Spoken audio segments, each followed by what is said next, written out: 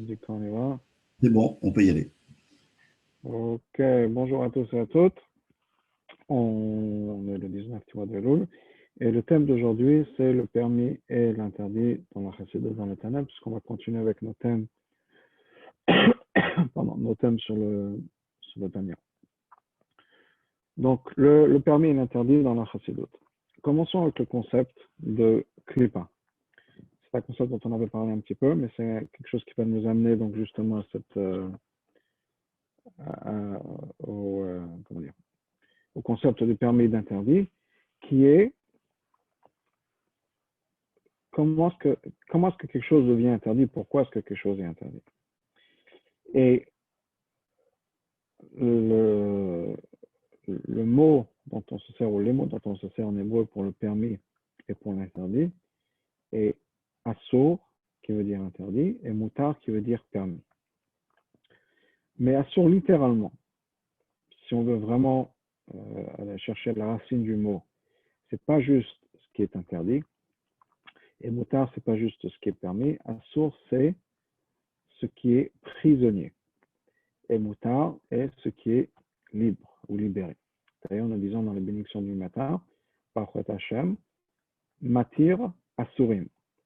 Ça ne veut pas dire que Dieu nous permet les choses qui étaient assour, qui matir les choses qui étaient assour, ça veut dire que Dieu livre ou libère les prisonniers.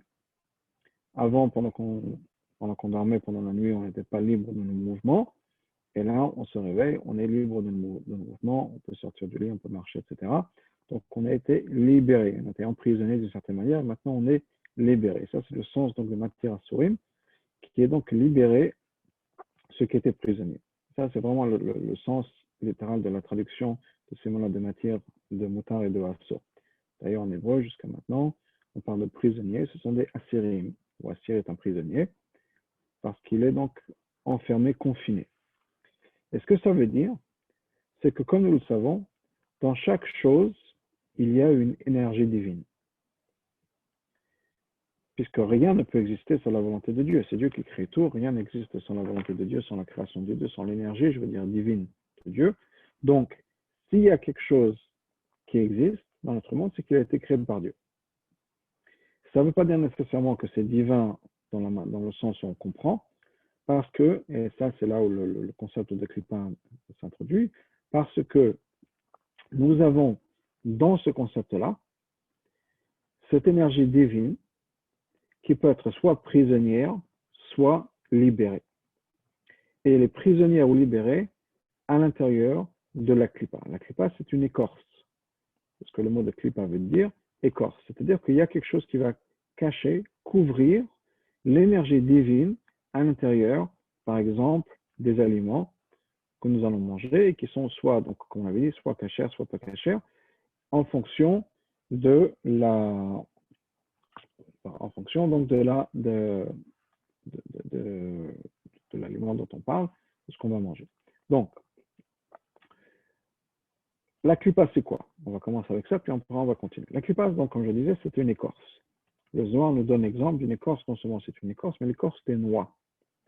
C'est-à-dire, c'est une écorce qui couvre le fruit, mais qui est dure, qu'on a besoin de briser pour avoir accès ensuite à ce qui est à l'intérieur.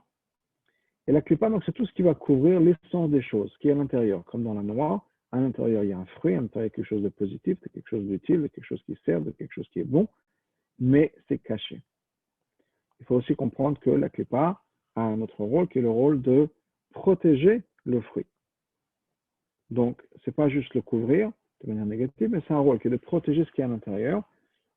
Je ne pense pas qu'on va rentrer dans cet aspect-là de clipa aujourd'hui, peut-être dans un autre cours, mais pour l'instant, donc la clipa, c'est cette écorce qui couvre ce qui est à l'intérieur, qui couvre le fruit dont on a besoin de se débarrasser. On a besoin de briser et de se débarrasser. Eh bien, cet exemple de clipa que nous donne le kabbaliste, c'est justement cette force qui va couvrir ce qui est à l'intérieur et donc qu'on a besoin de dépasser pour avoir accès à ce qui se passe à l'intérieur. Et c'est le négatif. Donc tout ce qui est interdit. Donc à chaque fois qu'on voit quelque chose d'interdit, c'est-à-dire qu'il y a bien sûr une énergie divine, mais cette énergie divine est assour ou assir, prisonnière à l'intérieur de la klipa.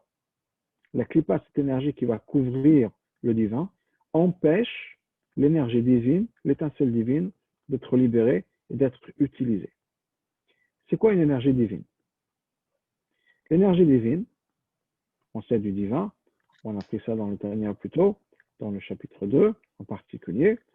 Le divin, c'est quoi? Le divin, c'est la transcendance. L'opposé du divin, pour l'être humain, c'est tout ce qui est corporel et tout ce qui fait partie dans notre vie physique, mais au-delà du physique, c'est-à-dire tout ce qui vient parce que le fait qu'on a un corps, donc on a nos émotions, on a des besoins, on a des envies, etc. Donc c'est toute la partie qui pense à moi. Donc on a deux énergies dans le monde. On a une énergie qui veut se rattacher avec Dieu, une énergie qui est transcendante, qui veut faire ce que Dieu nous demande, et on a une énergie au contraire qui ramène les choses vers moi. Je suis le centre de mon univers et tout se tourne vers moi. Et j'ai du mal à dépasser ça. Ça, c'est donc mes deux énergies. Dans le Tanya, on appelle ça l'âme divine et l'âme animale, mais ce sont des énergies qu'on a dans le monde par rapport à moi aussi. Donc, qu'est-ce qui se passe? Quand je veux manger quelque chose, il y a deux choses qui peuvent se passer.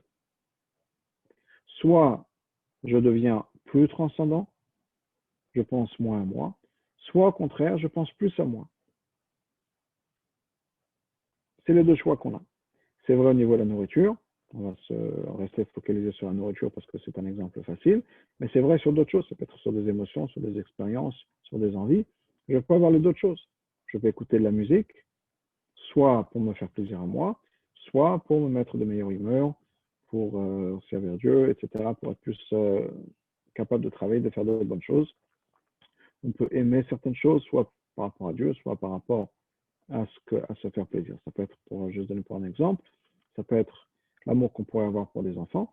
Des fois, l'amour qu'on peut avoir pour des enfants peut être égoïste, dans le sens où j'aime mes enfants, je n'ai pas envie qu'ils me cassent la tête, je n'ai pas envie qu'ils se mettent à pleurer ou qu'ils me rendent folle ou fou à dire je veux faire ci, je veux faire ça, fais ce que tu veux, et c'est plus confortable pour moi. Je suis gentil avec mon enfant, je laisse faire ce qu'ils veulent, et c'est confortable pour moi.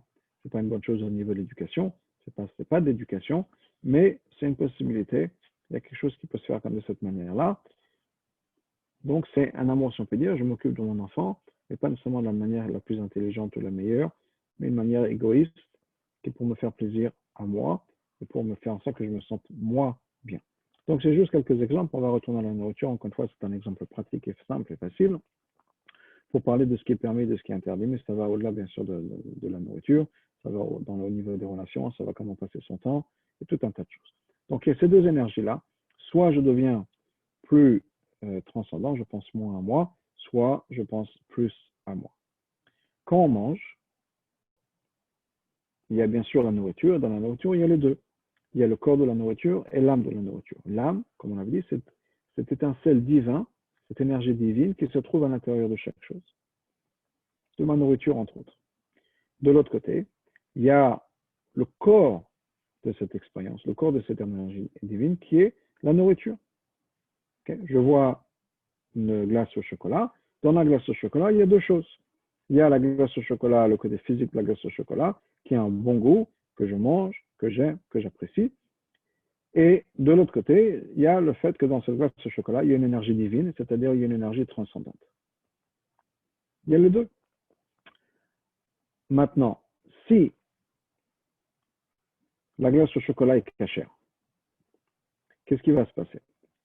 On rentre toujours dans le monde de la klipa. Parce que, comme je disais, la klipa, c'est ce qui va couvrir le divin. Mais dans la klipa, dans ce qui va couvrir le divin, il y a deux sortes de klipa. Il y a une klipa qui va couvrir le divin de manière absolue. C'est-à-dire, aucun divin, aucune énergie divine ne pourra dépasser, ne pourra traverser, si on peut dire, le corps de cette chose-là. Si cette klipa est une klipa qui n'est pas négative à 100%, on appelle ça dans la Kabbalah la klipa noga, c'est une klipa lumineuse. Dans ce cas-là, cette klipa-là, cette écorce, va quand même avoir la possibilité de laisser passer, de laisser traverser cette énergie divine. Il y a les deux. Et ça dépend de quoi? Ça dépend si la nourriture est cachère ou pas cachère. Si la nourriture que j'ai devant moi est cachère, cette klipa-là, c'est-à-dire le fait qu'effectivement c'est une glace au chocolat, avec toute la problématique de la glace au chocolat, c'est-à-dire que je pourrais manger la glace au chocolat pour me faire plaisir à moi, pour satisfaire mon goût du chocolat, mon envie de sucre, mon envie de gourmandise, ou bien je pourrais juste manger ce glace au chocolat pour l'énergie divine qui se trouve à l'intérieur. Donc, il y a les deux possibilités. Mais à partir du moment où la glace au chocolat est cachère, dans ce cas-là, l'énergie divine qui est à l'intérieur peut être libérée, peut être utilisée. C'est-à-dire que moi, en tant que consommateur de cette glace au chocolat, j'ai accès à l'énergie divine qui est à l'intérieur. C'est possible que je mange la glace au chocolat et que je libère, rappelez-vous du mot de libérer, de matière, c'est moutard, c'est-à-dire que l'énergie divine qui est à l'intérieur peut être libérée et utilisée. Je peux profiter de cette énergie divine qui est à l'intérieur de chaque chose. Donc, je me débarrasse de la capsule, de l'écorce de cette clipa qui couvre l'énergie divine à l'intérieur de chaque chose. Je peux la mettre de côté et je profite de l'énergie divine qui est à l'intérieur de chaque chose. Donc ça, c'est quand quelque chose fait partie du monde de la clipa, c'est-à-dire que c'est cachère, je peux en profiter. Il y a juste un problème qui est un problème réel, qui est que je pourrais manger cette glace au chocolat juste pour me faire plaisir. Donc, ça fait partie du monde de la clipa, parce que quand moi je vois une glace au chocolat, une tarte aux pommes, ou n'importe quoi, toutes les choses qu'on peut aimer, je ne vois pas nécessairement le divin. Et il est possible, en tout cas dans mon cas, qu'on va manger quelque chose uniquement pour se faire plaisir, uniquement par gourmandise. Donc, il n'y a pas de côté transcendant à ça. C'est uniquement une gourmandise, donc pour me faire plaisir à moi. Donc, je ne suis plus dans la démarche, dans la dynamique divine, c'est-à-dire le transcendant. Je ne mange que parce que j'ai besoin d'énergie et uniquement parce que j'ai besoin d'être en bonne santé, etc. C'est je mange pour me faire plaisir. Donc, je me suis focusé sur le corps des choses et plus sur l'âme. Quelle est l'énergie que moi je vais recevoir en tant qu'être humain? Si maintenant je me suis focusé sur le corps des choses et pas sur l'âme, ça va nourrir mon corps plus que mon âme. Et mon corps, encore une fois, c'est une énergie, on avait appelé ça dans le Tanya, l'âme animale, c'est le côté de ma personnalité, c'est le côté de mon être qui pense à moi. Donc à chaque fois que je mange quelque chose, même si c'est caché, si je me focus et je me reste focalisé sur le corps des choses, sur l'aspect externel des choses, sur l'aspect clipa des choses, l'écorce des choses, ça va nourrir en moi mon côté écorce superficiel, égocentrique. Mais, et c'est un point très important, étant donné que c'est caché, il y a une énergie divine à l'intérieur. Et une énergie divine auquel j'ai accès puisque c'est caché. C'est moutar, comme on avait dit en hébreu, cette énergie divine est libre ou libérée. Ce qui veut dire que, même si j'ai mangé la glace au chocolat pour me faire plaisir, ou la tarte aux pommes, ou n'importe quoi, le rôti, pour me faire plaisir, j'ai quand même accès à cette énergie divine et transcendante. Ce qui fait que je peux me servir de cette énergie et, en voulant faire ce qu'il faut, c'est-à-dire je vais aller faire une prière après, je vais réciter des Teilim. J'ai reçu un message sur WhatsApp. S'il vous plaît, faites Teilim pour telle et telle personne. Je me fâche les mains et j'en profite pour dire que tous les malades me fâche les mains, qu'on ait tous une bonne année, plein de parnassa. Donc, on fait les Teilim, on prie, etc. On le fait grâce au fait qu'on a mangé, parce qu'on est en force. Je me rappelle une histoire que j'ai entendue hier soir. Il y a un certain monsieur qui est venu voir le rabbi, il est entré en rendez-vous chez le rabbi, et il a dit, ça y est, j'en ai marre de la vie, ça sert à rien, j'arriverai nulle part, j'en ai marre, pourquoi est-ce que je veux vivre, je veux mourir ici, c'est tout. Bon, plus ou moins une attitude, bon, il broyait du noir, clairement un peu déprimé, et il a dit, voilà, ma vie sert à rien, et j'en ai marre, je veux la fin de ma vie. Et le rabbi lui a demandé, est-ce que tu as déjeuné aujourd'hui déjà? Il a dit non. Alors, on va déjeuner, ensuite tu reviens voir, on en parle. Okay. Des fois, on a besoin de déjeuner pour pouvoir avoir une autre approche sur la vie. De dormir, des fois c'est dormir. On a besoin d'être en bonne forme, de faire peut-être un peu d'exercice, de dormir, de s'occuper de soi. Mais on le fait dans une perspective qui est pour servir Dieu. Donc à partir du moment où je fais ça dans cette perspective, ou même si je ne l'ai pas fait tout de suite, mais je le fais un peu plus tard, j'ai mangé mon déjeuner, c'était cachère, et un peu plus tard, je vois un message, s'il vous plaît, priez, ou faire ci, faire ça, ou bien je me déplace pour faire la mitzvah, l'énergie qui est là, j'y ai accès. Et donc, à partir du moment où j'ai accès à cette énergie, qu'est-ce qui va se passer? Ce qui va se passer, c'est que maintenant, j'ai gagné une certaine dose, si on peut dire, d'énergie transcendante. Je ne pense plus juste à moi. Je suis capable de penser aux autres aussi. Et de profiter de ça. Donc j'ai gagné un peu, je me suis un peu écarté de mon côté égocentrique. C'est un peu dans l'air, comme l'air conditionné dans les voitures, il y a la flèche rouge et la flèche bleue. Plus on va dans un sens, moins il y a de l'autre, et vice-versa. Donc si j'ai plus j'ai de rouge, moins il y a de bleu, plus il y a de bleu, moins il y a de rouge. Bon, je me suis un peu écarté parce que c'était la nourriture cachée. C'est vrai que je me suis fait un peu plaisir, donc c'est pas le top, mais je me suis de l'autre côté écarté de quelque chose d'égocentrique. L'extrême de ça, c'est par exemple une histoire qu'on raconte avec un rabbi qui s'appelait Avraham, qui était le fils du Maggid de Mezrich. Le Maggid de Mezrich était le successeur du Baal Shem Tov, donc il y avait le Baal Shem Tov qui était suivi par le Maggid de Mezrich, entre autres suivi par d'autres tzadikim, entre autres le Baal HaTanya, Rabbi Shneur Zaman. Mais le Maggid de Mezrich avait un fils qui s'appelait Avraham. On l'appelait le Malach. Malach, c'est l'ange. On considérait comme un ange. Pourquoi? Parce qu'il ne vivait pas dans une réalité physique. Et je vais vous donner un exemple, qui est la raison pour laquelle je rajoute ça. Il a été voir un docteur en demandant au docteur quel est le minimum dont j'ai besoin de manger pour rester en vie, pour pouvoir fonctionner. Imaginez une chose pareille. Il a demandé à son docteur, dites-moi, quel est le minimum que j'ai besoin de manger, où les meilleurs aliments avec le plus de calories, etc., pour que j'ai besoin de manger moins, pour pouvoir fonctionner, rester en vie, fonctionner, etc. Il avait besoin qu'on lui dise le minimum de manger parce que sinon il n'aurait rien mangé. Donc il se forçait, il se poussait à manger le strict minimum. Alors pour des gens comme moi qui ont un problème de contrôler leur appétit, c'est plutôt le contraire. Parce qu'on aime bien profiter des choses du monde, on aime bien profiter le goût de la nourriture, etc. La manière dont c'est présent. Pour ceux qui aiment bien regarder les vidéos de cuisson, etc. Bon, il y a une certaine satisfaction à avoir quelque chose de bien présenté. D'ailleurs, c'est un des problèmes que les Juifs avaient dans le désert quand ils mangeaient de la manne, c'est qu'ils ne voyaient pas ce qu'ils mangeaient. C'est un peu comme si on se nourrissait de vitamines, des comprimés pendant toute la vie. Même si on a tous les aliments dont on a besoin, c'est un peu, on s'ennuie, si on peut dire. Il manque quelque chose. Et on n'est pas satisfait. C'est pour ça que les Juifs étaient remplis. Ils avaient toutes les calories dont ils avaient besoin, mais ils n'étaient jamais satisfaits quand ils mangeaient de la manne. Et ils sont plaints plusieurs fois de la manne à cause, entre autres, de ce problème-là. Du fait qu'on ne voit pas ce qu'on mange et donc on n'est pas satisfait. Donc pour revenir à ça, ce que je disais, c'est que donc, quand la nourriture est cachée, c'est-à-dire qu'on a accès à cette énergie divine, si c'est caché, on peut, c'est moutard, c'est libéré, on peut libérer cette énergie divine et en profiter. Quand est-ce qu'on en profite? Quand on a la bonne intention, qu'on fait ce qu'il vaut. Ça peut venir au départ, ça peut venir un peu après. Au départ, c'est comme ce Avraham Malach, donc clairement manger comme un tzaddik, c'est-à-dire qu'il mangeait que le strict minimum, c'était vraiment, comme on peut dire, le Shem Shamaim. Mais, même si ça peut venir après, on peut avoir mangé quelque chose pour se faire plaisir. Mais un peu après, on profite de cette énergie pour faire une mitzvah. Et dans ce cas-là, on a accès à cette énergie. Je vais donner un exemple extrême, si on peut dire, du Malach, de ce Rabbi Avraham. Un autre exemple qui est donné est avec la rabbinite Rivka. La rabbinite Rivka était mariée au 4e Rabbi de Lubavitch, qui s'appelait Rabbi Shmuel, et était la belle-fille du 3e Rabbi de Lubavitch, le Tzemach Tzedek. Et la rabbinite Rivka,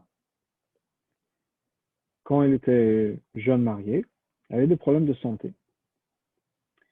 Et ce que les docteurs lui ont dit de faire, c'est que dès qu'elle se réveille, avant même de sortir du lit, dès qu'elle se réveille, qu'elle mange quelque chose. Elle avait besoin de manger son petit déjeuner avant même de sortir du lit pour prendre des forces. Mais la rabbinite Rivka n'était pas contente de cette idée-là. Et elle ne voulait pas manger avant d'avoir fait la prière. Donc, qu'est-ce qu'elle voulait faire? Elle a décidé de se lever plus tôt, de faire sa prière, et ensuite de manger. Comme ça, elle mangeait à la même heure que l'heure à laquelle elle se réveillait. Sans disant qu'elle se réveillait tous les matins, je ne sais pas dire à 7 heures du matin. Donc, après les docteurs, à 7h02, elle aurait dû avoir son petit déjeuner. Elle a eu son petit déjeuner à 7h02. La seule chose, c'est qu'elle se levait à 6h du matin pour pouvoir prier. Ensuite, quand elle avait fini sa prière, à 7h02, elle mangeait son petit déjeuner. à la même heure que comme si elle s'était levée à ce moment-là, réveillée à ce moment-là. Maintenant, le problème, c'est que d'abord, elle ne mangeait pas dès qu'elle se réveillait, et qu'ensuite, elle dormait, je ne sais pas, une demi-heure, une heure de moins, puisqu'elle se réveillait plus tôt pour faire sa prière. Donc, les choses ne s'arrangeaient pas du tout. Son beau-père, le Tzemach Tzedek, le troisième Rabbi Lubavitch, a entendu ça, et il a dit à sa belle-fille, c'est pas comme ça que ça marche. Il faut manger comme les docteurs t'ont dit. Il faut être en bonne santé. On a besoin d'être fort, et on a besoin d'être en bonne santé, donc il faut que tu manges absolument. Si les docteurs t'ont dit de manger, il faut que tu manges. Il lui a dit la chose suivante, qui est une phrase très importante. Il lui a dit, je vais dire en yiddish, je vais traduire, Besser esser zu darvenen, et darvenen zu besser. C'est mieux de manger pour pouvoir prier que de prier pour pouvoir manger. Je répète, c'est mieux de manger pour pouvoir prier que de prier pour pouvoir manger. C'est-à-dire, qu'est-ce qu'elle faisait? Elle se levait plus tôt, elle priait plus tôt pour qu'elle puisse manger. C'est-à-dire qu'en fait, sa prière, c'était pour pouvoir manger. Son beau-père lui a dit, c'est pas ce qu'il faut faire. Il vaut mieux manger avant, comme ça après tu peux prier tranquillement. Et le but de la prière, c'est pas pour pouvoir avoir le petit déjeuner. Au contraire. Le but de ton petit déjeuner, c'est pour pouvoir prier. Donc d'abord tu manges, comme ça tu es en bonne santé, tu as les forces dont tu as besoin, et après tu peux prier. Cette idée-là est d'ailleurs l'idée laquelle les chassidim mangent un peu avant la prière pour pouvoir avoir la force de prier. Au lieu de prier tôt ou bien vite, ou de se dépêcher un petit peu pour pouvoir aller ensuite manger, on n'a pas ce problème. On s'est occupé de ça, on a mangé, on a pris son café, on a pris des gâteaux, autre chose, et ensuite on est parti prier, on est calme, reposé, on peut se focuser on peut rester focalisé sur la prière. Donc ça, c'est cette idée. Donc quand on mange dans cette perspective, clairement cette énergie divine, on y a accès. Clairement, cette énergie divine, encore une fois, ça veut dire quoi? Cette énergie divine, ça veut dire cette énergie transcendante. Je ne pense pas à moi. Plus on a cette énergie transcendante à l'intérieur de soi, plus ça va changer la manière dont on réfléchit. Parce que souvent, si vous réfléchissez, on est souvent le centre de nos intérêts. Ça peut être, pourquoi aider quelqu'un? Qu'est-ce que je vais y gagner? Ça peut être, pourquoi est-ce que je vais aider ces personnes-là? Combien ils vont me payer? Ça peut être, j'ai pas envie aujourd'hui, je suis fatigué, je suis pas de bonne humeur, j'ai pas envie d'être gentil avec quelqu'un d'autre, j'ai pas envie d'aider quelqu'un d'autre. Et c'est une démarche qui va faire que on est focalisé sur soi-même. On est le centre de son univers et tout va passer par moi. Donc si je suis de bonne humeur, si j'ai, etc., je peux aider quelqu'un d'autre. Si je suis fatigué, je suis pas de bonne humeur, j'ai pas envie d'aider quelqu'un d'autre. Si j'ai un intérêt à gagner, à aider, quel que soit l'intérêt que je puisse avoir, mais je vais gagner quelque chose au bout du compte. Et ça peut être des choses qui sont subtiles. Ça peut pas justement de l'argent. Ça peut être de l'argent, ça peut être de la reconnaissance, ça peut être de se sentir bien, d'avoir fait une bonne mitzvah. Mais je fais ça parce que j'ai un gain personnel. En fonction de là où on se trouve sur le spectre, si on peut dire. J'ai un gain personnel et c'est ce qui fait partie, ce qui va motiver ma décision. On est dans une énergie égocentrique. Quand on se dit, OK, il y a quelqu'un qui est là, qui a besoin d'aide, et on ne réfléchit pas à son intérêt personnel, on est dans cette énergie, justement, divine, transcendante. Quand on mange cachère, et plus on mange cachère, on a accès à cette énergie divine. Mais encore une fois, à chaque repas qu'on prend, chaque bouchée qu'on mange, on a les deux qui viennent. On a une chose qui est une énergie physique, donc égocentrique, c'est le goût de la nourriture que j'ai, parce que je mange quelque chose de bien, et il y a le côté transcendant. Les deux aspects me nourrissent moi en tant que personne, corps et âme. Donc il y a le corps de la chose, la mousse au chocolat, le côté mousse au chocolat de la chose, et il y a le côté divin, énergie divine de la chose. Donc, on a les deux. Chaque bouchée que je prends me donne les deux. Mais si après, je regrette, je me sers, je canalise cette énergie pour quelque chose de positif, dans ce cas-là, je libère à 100% cette énergie divine et c'est de ça que je profite.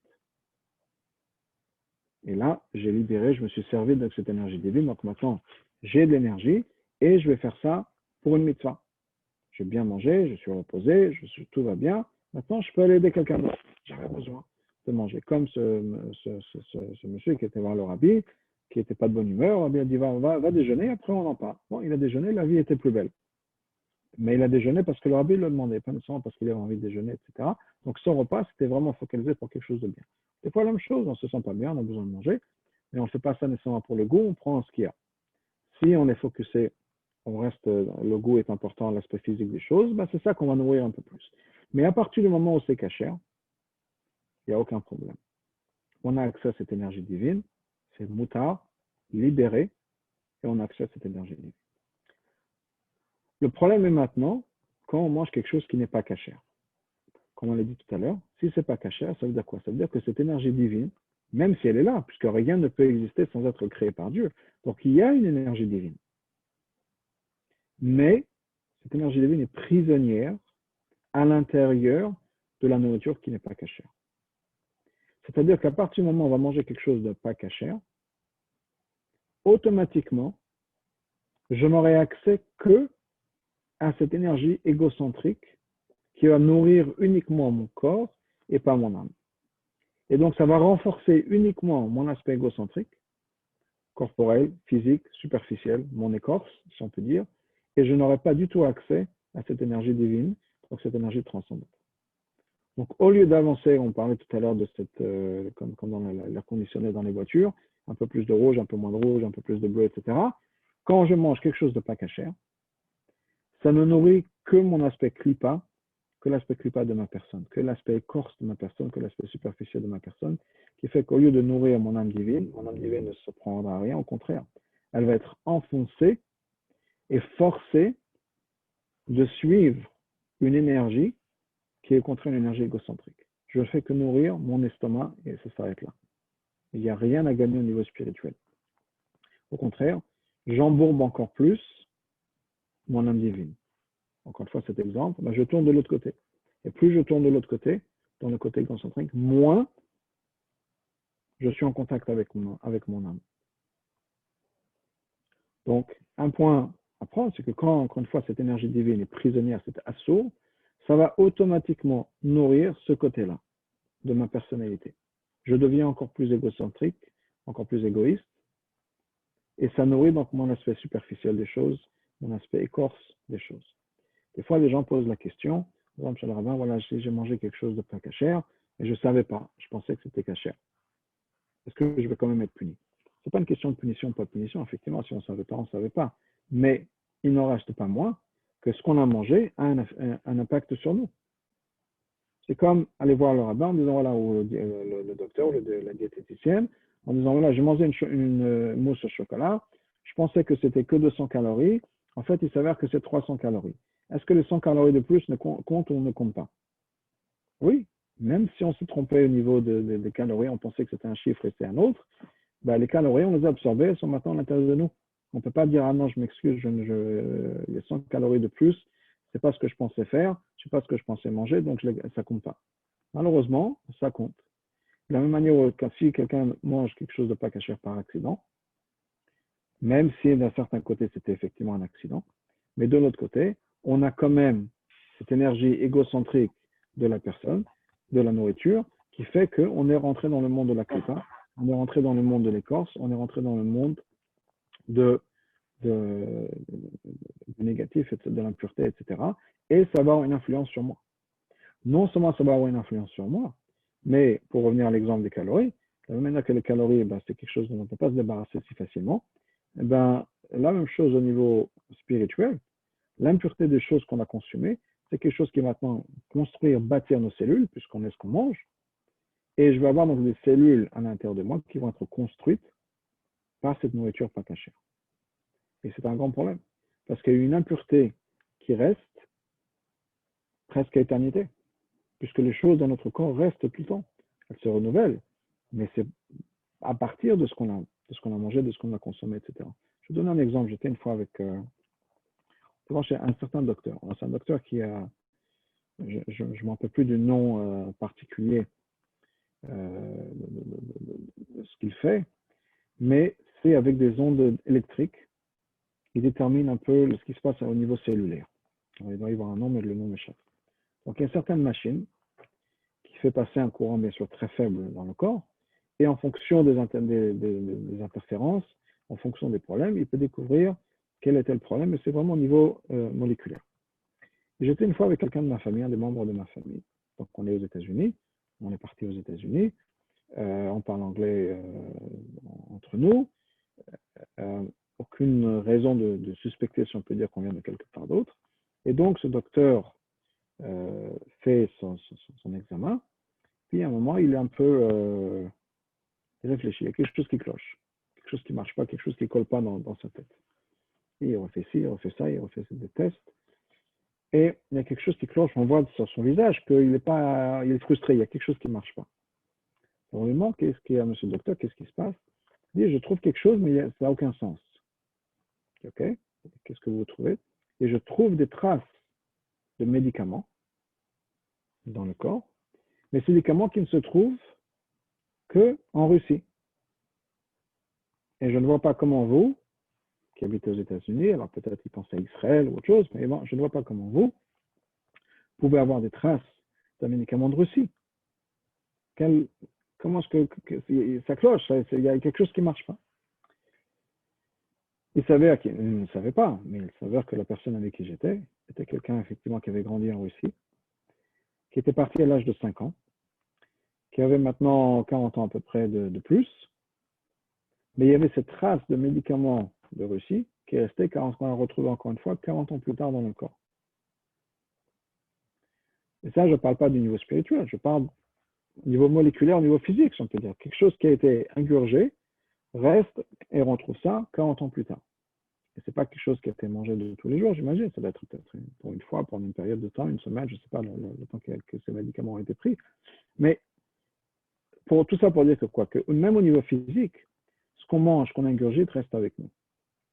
Certainement au niveau spirituel, à chaque fois qu'on prend quelque chose de pas caché, on n'a plus accès du tout à cette énergie divine. L'énergie divine est bloquée, prisonnière à l'intérieur. Et au contraire, on se rabaisse, nous, et on transforme, on pollue notre corps de manière très profonde avec cette impureté, ce sens égocentrique. Ça veut dire quoi ce sens égocentrique? Ça veut dire qu'on a du mal à sortir de soi-même. C'est ce que ça donne. Alors, il y a des exemples plus ou moins extrêmes. Du mal de sortir de soi-même, on en a parlé un peu plus tôt, ça veut dire quoi? Ça veut dire que s'il y a quelqu'un qui a besoin d'aide, on réfléchit quel est mon intérêt. Mais ça peut aller au-delà de ça. Des fois, ça peut aller où nous avons besoin d'aide. On sait qu'on a besoin d'aide. Mais on n'a pas envie d'aller parler avec quelqu'un. On est gêné.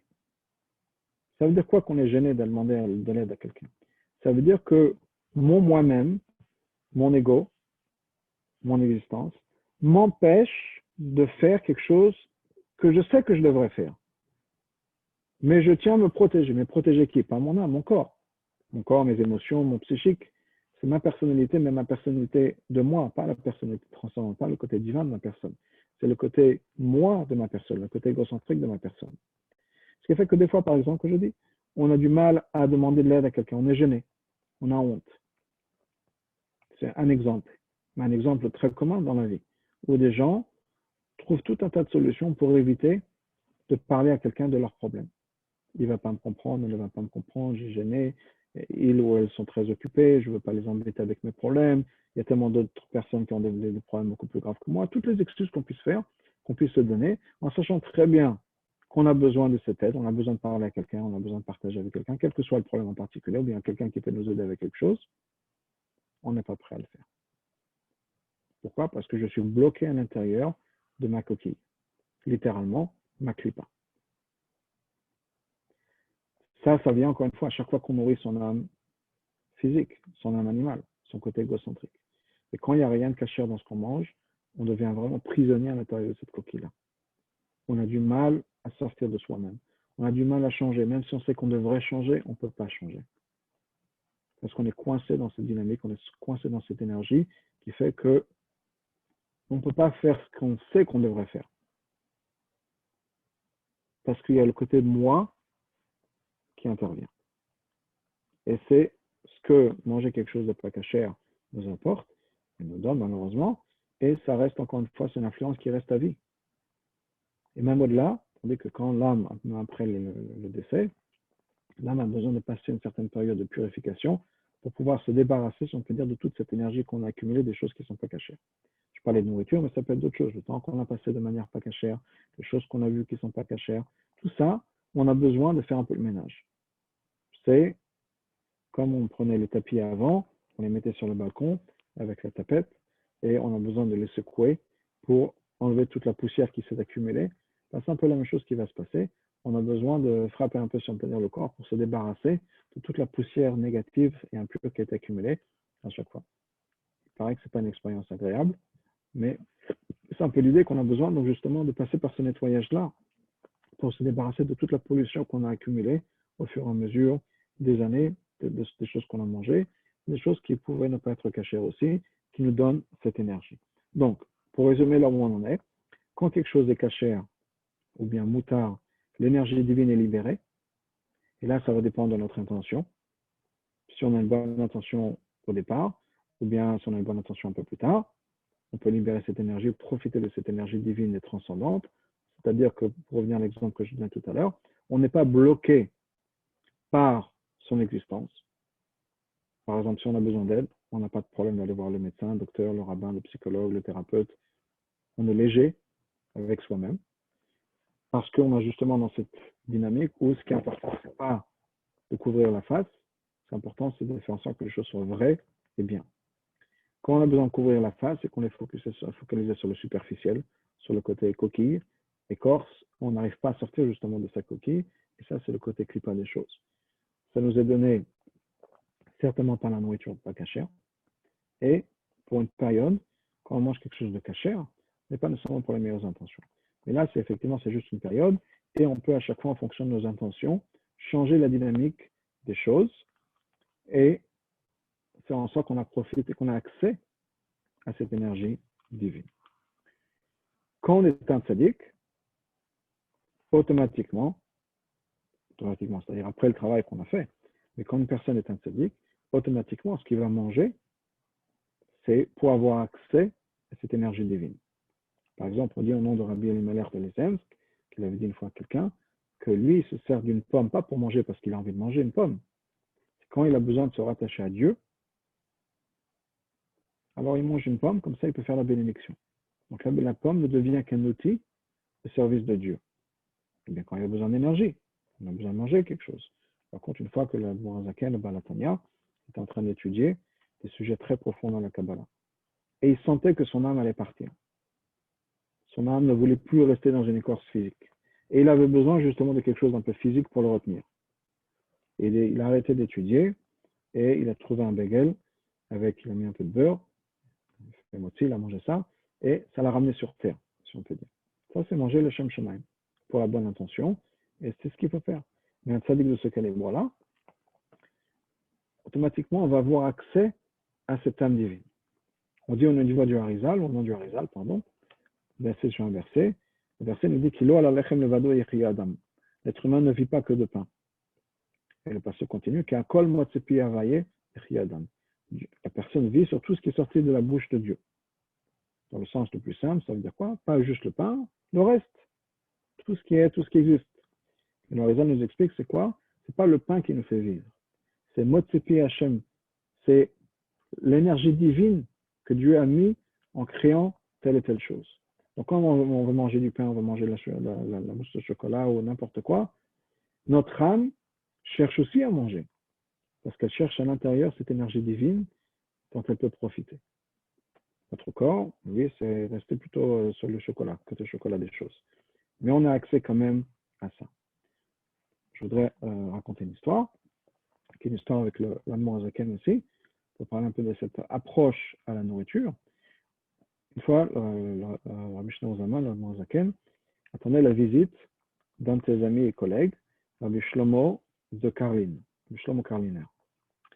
Et il savait qu'il allait venir, et donc c'était bien sûr toute une préparation à la maison, et entre autres les femmes de la maison qui voulaient préparer le repas, chacune voulait avoir le mérite de préparer le repas pour un grand tzaddik comme Rabbi Shlomo Karliner.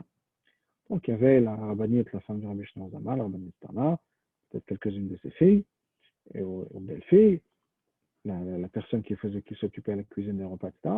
Et elles ont décidé, puisque tout le monde voulait participer au repas, elles ont décidé de se diviser la tâche. Elles ont dit, voilà, une va couper les carottes, l'autre va mettre l'eau sur le feu, l'autre va préparer ici, l'autre va les poulets. En tout cas, ils se sont divisés exactement tous les travaux à faire dans la cuisine et comme ça, chacun avait la chance de participer à préparer le repas en l'honneur de ce tzaddik. Il y a une chose qu'ils ont oublié de partager, c'est qui va mettre le sel. Ils ont oublié. Alors, chacune de ces femmes-là s'est rappelée en disant, personne n'a pensé au maître sel, je vais m'en occuper. Mais chacune de ces femmes avait pensé la même chose. Chacune s'est dit, on n'a pas pensé qui va mettre le sel, c'est bon, je m'en occupe. Ce qui fait que, au lieu d'avoir une quantité normale de sel, il y a eu, je ne sais pas, 4 ou 5 fois la quantité de sel normale dans le plat qui a été préparé. Arrive le moment de la seuda du repas, s'assied à table, etc. Le Moazaken, Amishna Zaman s'assied à table, le Shlomo Karliner s'assied à table, il commence à manger. Le Moazaken avait l'habitude, avant de manger, il rajoutait, comme beaucoup de gens le font, il rajoute un peu de sel. Avant même de goûter, il rajoute du sel dans son assiette et il commence à manger. Et il voit que l'invité, Rabbi Shlomo Karliner, ne mange pas, ne touche pas à son plat. Il regarde, il ne touche pas à sa nourriture. Shlomo, peut-être qu'il vous manque un peu de sel, donc il prend la salière, il se met à rajouter du sel. Shlomo qui dit non, merci, au contraire, c'est trop salé. C'est immangeable. Il y a eu 4 ou 5 fois la quantité de sel qu'il faut. La Moazaken lui a dit, crois-moi, depuis qu'on était chez notre maître, le Maguid de Mezrich, j'ai perdu le goût dans la nourriture. J'ai réussi, grâce aux enseignements de notre maître, une version de l'histoire nous dit que ce que le Maguid de Mezrich lui a donné à manger de sa cuillère une fois. Il dit, depuis ce moment-là, j'ai perdu le goût de la nourriture, je ne mange que pour servir Dieu. Mais ça, c'est quand un tzaddik mange. C'est pour ça qu'il y a ce concept aussi, entre autres, de shiraim, qui sont les restes d'un tzaddik. Quand un tzaddik a mangé quelque chose, il s'est focusé uniquement sur l'âme. Donc cette nourriture, maintenant, une nourriture où l'âme est apparente, est ressortie. Donc on peut en profiter, nous, parce que nous, quand on mange quelque chose, on a tendance à se focuser sur le côté superficiel des choses, sur la nourriture, sur le goût. Mais un tzaddik a libéré, révélé l'âme de cette chose. Donc quand on va manger quelque chose, c'est comme manger un bout d'âme, de spiritualité. Et donc ça nous aide à nous, notre service, et dans le service de Dieu, notre relation avec Dieu, etc. Ça, c'est quand, donc, la différence entre les choses qui sont permises et les choses qui sont interdites. Je voudrais introduire un autre concept relié à ça, bien sûr, qui est, et c'est peut-être quelque chose auquel vous avez pensé, qui est comment ça se fait qu'au fur et à mesure des générations, on devient de plus en plus strict. C'est-à-dire, je ne vois pas des choses qui sont devenues des choses de chumot de maintenant. Certaines personnes, par exemple, pensent que le lait chameau, c'est quelque chose de nouveau. Que le lait chameau, ce n'est pas quelque chose de nouveau, c'est quelque chose qui a toujours existé. Dans la Mishnah, déjà, on nous parle du lait chameau. Le lait chameau, c'est quelque chose qui a toujours existé. Il y a eu une relâche, si on peut dire,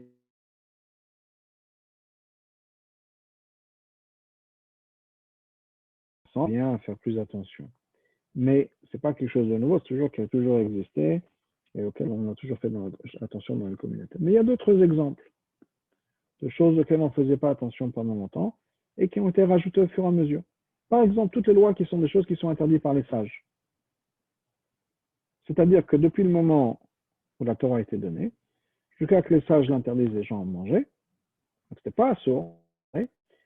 Sont venus les sages, on dit voilà, telle et telle chose, maintenant assourd. Midera banane, les sages. Par exemple, je ne sais pas, plusieurs exemples, il y a une stam, juste du vin non-juif, pas du vin qui a servi à une cérémonie religieuse, mais du vin qui a été fait par des non-juifs, qui n'a servi à rien, c'est juste mis en bouteille. Les sages ont dit que c'est interdit. D'autres exemples comme ça. On a des choses qui sont interdites par les sages. Et puis il y a des chumot qui sont venus au fur et à mesure des générations, etc. Des choses comme ça. Qu'est-ce que ça veut dire? Comment est-ce que c'est possible que quelque chose, dans la vision de ce que je vous racontais, que quelque chose qui est moutard, ça veut dire qu'on peut libérer l'âme, cette énergie divine. Quelque chose qui est assourd, ça veut dire qu'on ne peut pas libérer l'énergie divine. Comment ça se fait que maintenant on a des choses qui sont devenues assourds? Ça ne devrait pas être possible. Puisque si d'après la Torah on peut sortir l'énergie divine, on peut sortir l'énergie divine. Qu'est-ce que ça veut dire? Au fur et à mesure. Cette question a été posée au Tzemach Tzedek, troisième roi de Chabad, et il a répondu avec une histoire qui s'est passée avec son grand-père, l'Admor HaZaken. À l'époque du Admor HaZaken, l'Admor HaZaken a créé un nouveau couteau de shrita. C'est-à-dire qu'à l'époque, jusqu'à l'Admor HaZaken, Le couteau de Shrita était aiguisé que d'un seul côté. C'est-à-dire qu'il y avait la lame et on mettait, je ne sais pas, le tranchant était d'un seul côté. L'Admor Zaken a demandé à ce que le tranchant soit des deux côtés. Donc maintenant, la lame, c'est comme un V, si on peut dire, c'est aiguisé des deux côtés. Alors qu'avant, c'était juste d'un seul côté. Je ne sais pas si j'arrive à bien le faire avec mes doigts. Donc il y avait une espèce d'angle comme ça, où c'était une lame et elle aiguisait d'un seul côté. L'Admor Zaken a demandé que ce soit aiguisé des deux côtés. Et il a dit, faites très attention de ne pas se servir de couteaux de Shrita qui ne sont pas aiguisés des deux côtés. On appelle ça sakinim, les couteaux melutashim, qui sont bien aiguisés. C'est depuis devenu les standards dans la cacheroute. Tout le monde, c'est pas juste dans le monde Chabad ou dans le monde chassidique, mais depuis, tout le monde se sert de ce genre de couteaux qui sont aiguisés des deux côtés. Mais à l'époque, c'était une innovation du Moazaken, et il a demandé de se servir que de ce genre de couteau qui était aiguisé des deux côtés. Quelqu'un était voir l'Almoazaken en lui disant, je ne comprends pas. Si vous dites qu'à partir de maintenant, il faut se servir de ce genre de couteau et que sinon on ne peut pas manger de la viande, qu'est-ce qui se passe avec toutes les générations jusqu'à maintenant qui ont mangé de la shrita avec le couteau qui est aiguisé que d'un seul côté? Plus bon. Comment est-ce que les choses qui sont cachères peuvent devenir plus cachères? Ou bien l'énergie qui est libérée?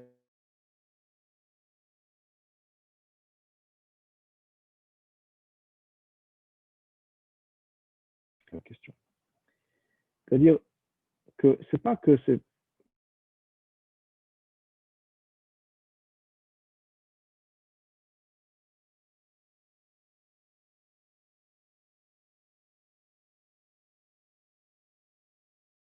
il y a une énergie divine dans chaque chose. Est-ce que j'ai la capacité d'y avoir accès ou est-ce que je n'ai pas la capacité d'y avoir accès? C'est ça qui va déterminer si quelque chose est cachère ou pas cachère, moutar ou assur. Est-ce que moi j'ai accès à cette énergie divine? Plus j'ai des capacités spirituelles, plus j'ai accès au spirituel. Plus je me focus et je me focalise sur le côté superficiel des choses, moins j'ai la capacité de libérer cette énergie divine. Si quand je vois une mousse au chocolat, je ne pense qu'au chocolat, et Dieu n'est même pas présent dans mon esprit, c'est qu'en théorie, je n'ai pas accès à ce divin. Bien sûr, j'y ai parce que c'est cachère. Mais vous comprenez ce que je veux dire, c'est que si je suis complètement focalisé sur l'aspect superficiel des choses, je ne pense plus au divin, parce que la mousse au chocolat, c'est la mousse au chocolat, et que ça me fait plaisir. Maintenant, si je mange des brocolis, peut-être que je mange des brocolis pour Dieu, pour la bonne santé. Parce que les brocolis, ça ne m'intéresse pas. Peut-être, ou d'autres choses que vous n'aimez pas. Okay? Mais donc, il y a des choses, il y a des aliments auxquels c'est plus facile de les manger pour être en bonne santé, donc pour Dieu, si on peut dire, pour faire ce que Dieu, la volonté de Dieu, et d'autres, c'est plus compliqué. Je pense qu'on peut être d'accord sur ça. C'est-à-dire, c'est exactement ça qui se passe, dit le Martinek, le Moazaken. Pendant des millénaires, les gens envoyaient un steak, par exemple, et pour eux, c'était une manière de servir Dieu. Quand la shrita a été faite de telle manière, il faut savoir que la shrita, c'est pas juste abattre un animal, c'est préparer l'animal justement à ce que nous, le consommateur, puisse avoir accès à cette énergie divine.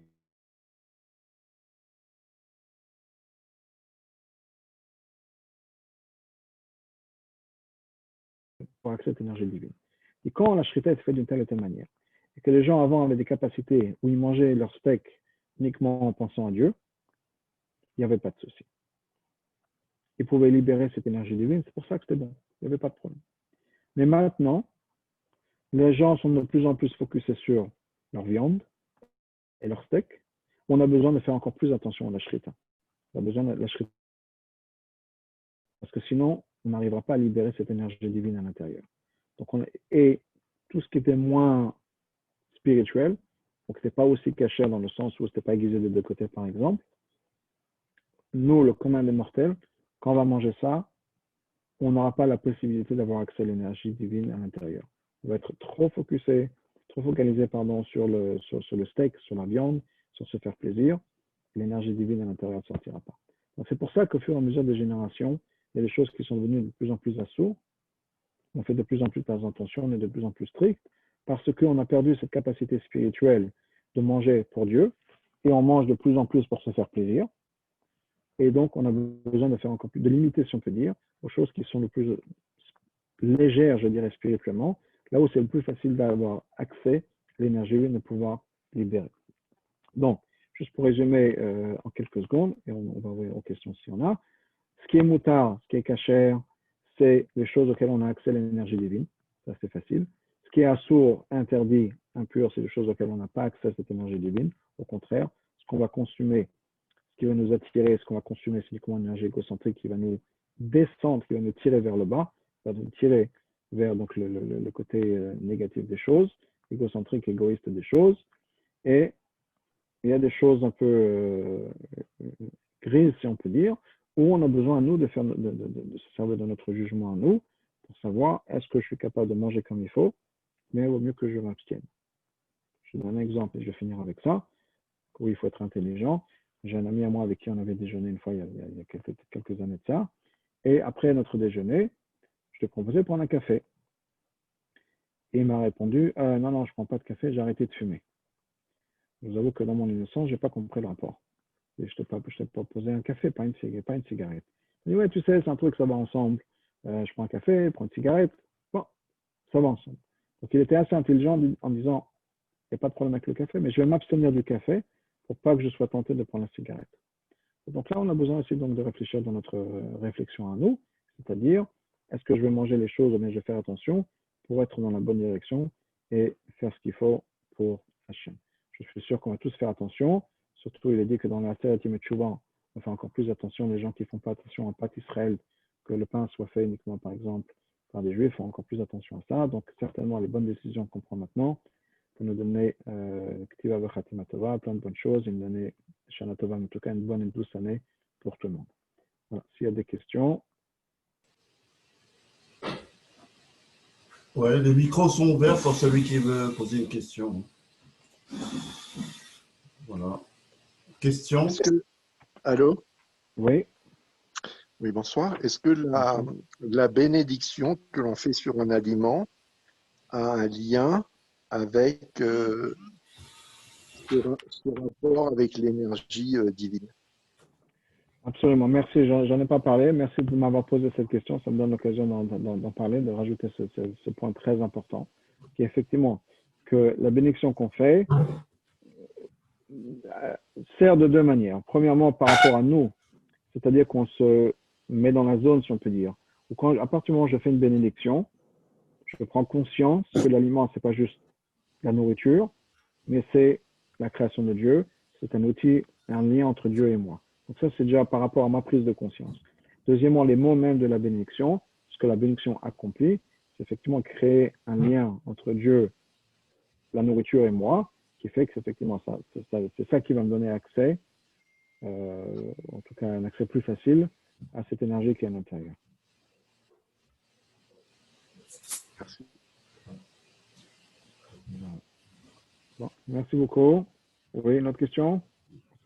Oui, je me posais la question, est-ce que un aliment qui est pas avec une Ashgara idéale, on pourrait mettre ça sur le même plan que un aliment qui est bon à manger, parce qu'on va pas pouvoir élever les étincelles. Il y a deux choses qui vont se passer dans ça aussi. Il y a l'aliment lui-même. Peut-être que l'aliment est caché, peut-être que l'aliment n'est pas caché. Ça peut prendre un risque. Mais le fait qu'on est capable de prendre un risque, ça veut dire qu'en fait, je fais pas trop attention à ma spiritualité et je fais plus attention à mon confort. Donc déjà, dans cette démarche, on n'est pas dans une bonne position. Il peut s'avérer que l'aliment soit caché. Même si la supervision n'est pas à 100%, il peut arriver que ce soit caché à 100%. S'il peut y avoir une ashgacha pas extraordinaire sur une bouteille d'eau, il n'y a probablement pas de problème. Mais le fait que je sois capable, moi, de prendre ce risque spirituel, c'est-à-dire que je ne suis pas dans une bonne place spirituellement, que le spirituel ne m'inquiète pas trop, et je suis satisfait avec pas beaucoup, et effectivement, ça a un impact, comment dire, sur la kavana, sur l'intention que j'ai en commençant à manger. Oui. C'est-à-dire que, en fait, quand on mange quelque chose que parce que c'est bon, c'est presque comme si on mangeait quelque chose qui n'était pas cachère. Non, parce qu'encore une fois, on a quand même accès à l'énergie divine, et on peut la libérer à n'importe quel moment. Ah, Alors que quelque chose qui d'accord. n'est pas cachère, c'est fini, c'est l'éternité, c'est pas cachère.